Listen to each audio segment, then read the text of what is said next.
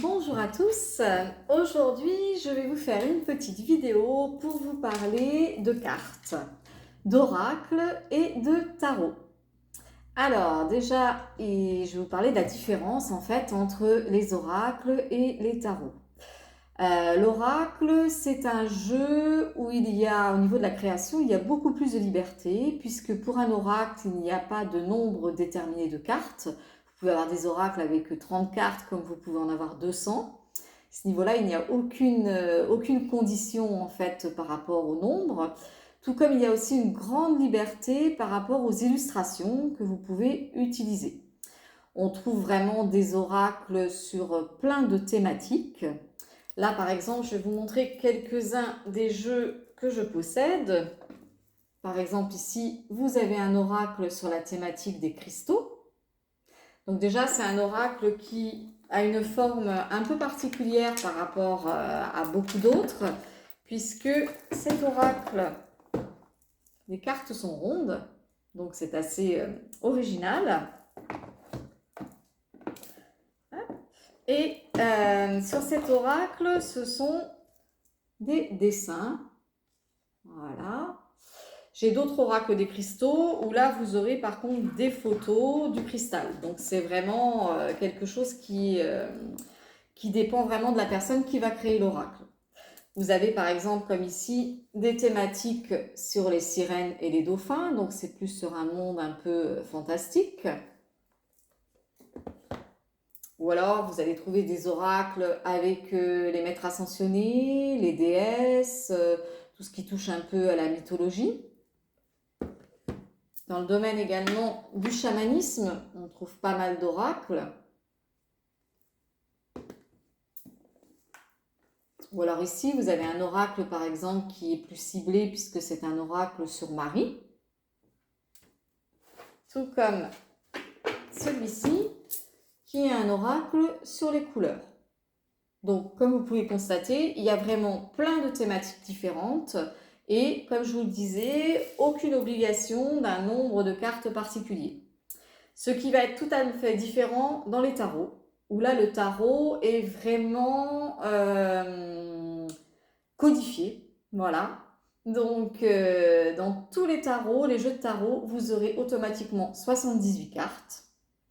Et dans ces 78 cartes, vous aurez 22 arcanes mineurs qui vont donc de 0 à 21 ou de 1 à 22 en fonction des jeux, puisque la première carte du tarot, qui est le mat ou le fou, selon le nom qu'il lui donne, peut porter soit le numéro 1, soit le numéro 22.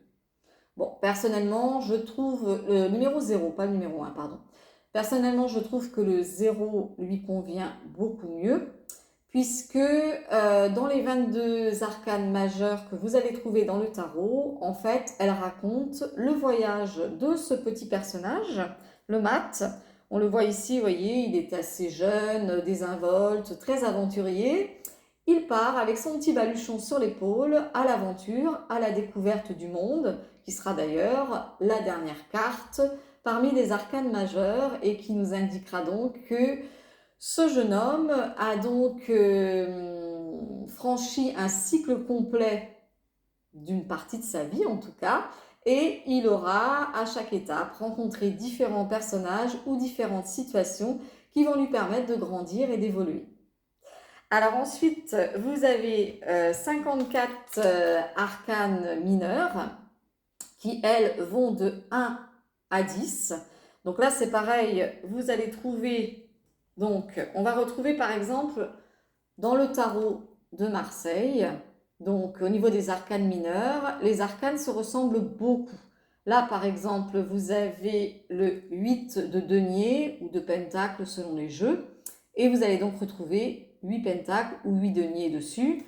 Si vous prenez les coupes, vous aurez le nombre de coupes qui correspond à la carte. Ici, on a 9 coupes. Donc ça, c'est vraiment le tarot de Marseille qui n'est pas forcément le plus simple des tarots quand on veut débuter. Parce que c'est vrai que tant qu'on ne connaît pas vraiment la signification des cartes, c'est pas très parlant quand on voit 9 coupes. Alors que quand vous avez des tarots du type Rider-Waite, vous allez avoir des personnages avec des tableaux.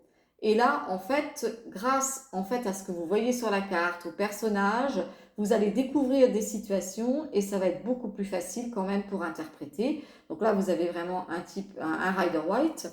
Et là, vous avez un jeu qui s'appelle le Vision Quest, donc qui est un tarot de type Rider-Waite, mais qui est plus amérindien en fait. Mais là aussi, vous avez donc exactement toutes les cartes qu'on trouve dans un tarot, mais avec une peinture en fait qui vous donne quand même plein de codes, que ce soit par rapport aux objets, aux endroits, aux couleurs, ça aide beaucoup. Et puis après, c'est aussi une question de goût, mais personnellement, je trouve ça aussi beaucoup plus agréable à travailler. Donc, parmi les 54 arcanes mineures, comme je vous disais, 10 cartes donc numérotées de 1 à 10 pour 4 catégories. Vous avez les coupes, les bâtons, les deniers ou les pentacles et les épées. Et donc dans chacune de ces 4 catégories, vous retrouvez les cartes de 1 à 10, plus 4 cartes de cour qui vont représenter le page, le cavalier, le roi et la reine. Et donc pareil, voilà, selon les jeux, vous allez retrouver donc des illustrations voilà, différentes, mais on a vraiment toujours ce principe de codification dans un tarot qu'on ne retrouvera pas dans un oracle. Alors les cartes, en fait, disons qu'on va dire que déjà, la divination ou la guidance, c'est quelque chose qui date depuis, j'ai envie de dire, l'arrivée des hommes quasiment. On a toujours cherché à savoir et à connaître ce qui allait arriver plus tard. Donc autrefois, selon justement les endroits et les époques, on utilisait des méthodes tout à fait différentes. On a eu par exemple du côté de la Chine le Yiking qui utilisait soit des bâtons, soit des pièces. En Afrique, on utilisait des coquillages. Chez les Vikings, on pouvait utiliser les runes. Et on utilisait aussi dans beaucoup de civilisations des sacrifices d'animaux et on lisait dans les entrailles. Et d'ailleurs, l'oracle, à une certaine époque, ce n'était pas un objet, c'était en fait une personne, que ce soit donc chez les Vikings, dans les civilisations, dans diverses civilisations ou au temple de Delphes, par exemple, il y avait une personne qui s'appelait l'oracle et c'est elle qu'on allait consulter pour savoir, pour avoir voilà, une guidance. Donc on avait bien sûr les rois et tous les gens qui avaient un certain pouvoir qui venaient avant une bataille par exemple, ou alors lors d'événements un peu particuliers, si vous aviez une sécheresse ou quelque chose, pour savoir quand est-ce que ça allait se terminer. Et pour demander aussi des conseils, parce qu'en fait, ils mettaient ensuite des rituels en place pour que les mauvaises choses s'arrêtent et pour pouvoir apporter justement l'abondance, la nourriture ou tout ce dont ils avaient besoin. Donc actuellement, on continue bien sûr à utiliser maintenant des cartes. Donc il a fallu de toute façon attendre déjà l'invention d'imprimerie pour réellement voir la diffusion des cartes. Les origines des cartes sont très variées selon les sources. Certains disent que ça viendrait plutôt des pays asiatiques, d'autres des pays arabo-musulmans. Après, c'est vraiment à partir du moment où on a eu les constructions de ces grands bateaux, de ces caravelles et de tous ces commerçants en fait qui allaient rallier le monde avec la route des épices, la route de la soie, où on va beaucoup voyager et on va ramener justement des choses en Europe. Et la trace en tout cas du premier tarot européen, elle vient d'Italie avec le fameux tarot Visconti. Et les cartes et les tarots seront très très en vogue, surtout au 18-19e siècle, où on avait des salons où les gens allaient se faire justement tirer les cartes. Donc là aussi, au niveau des illustrations, c'est vraiment des choses qui ont beaucoup changé. Quand vous voyez des jeux, comme par exemple le jeu de Mademoiselle Lenormand, hein, une très célèbre cartomancienne, on retrouve bien évidemment sur ces jeux les vêtements de l'époque, hein, puisque c'était au 19e siècle. Donc vous allez retrouver également ces illustrations sur des jeux comme la Sibylle des Salons, Alors que maintenant, forcément, on a des jeux qui ont beaucoup évolué.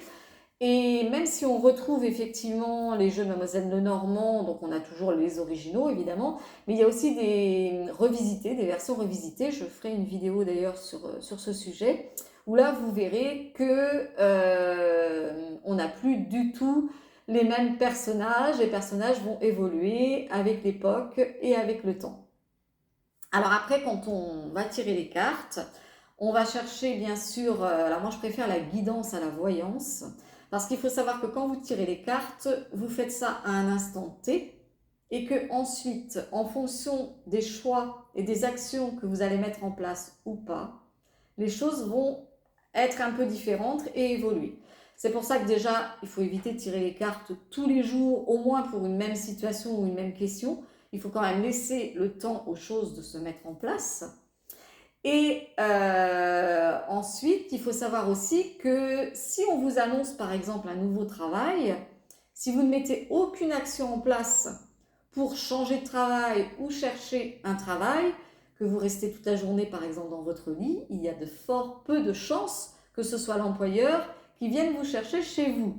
Donc on ne peut pas reprocher à une personne qui tire les cartes d'avoir annoncé certaines choses et qu'elles ne se produisent pas, si on ne met pas de son côté des actions en place pour que ça se produise.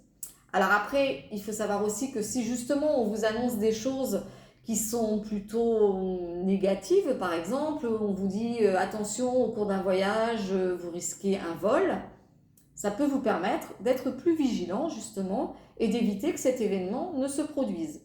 Donc les événements ne sont jamais affirmés à 100%, ce sont plutôt des tendances et des opportunités donc qu'on va vous donner à un instant T, mais après, bien sûr que le reste, ça va aussi dépendre en grande partie de vous.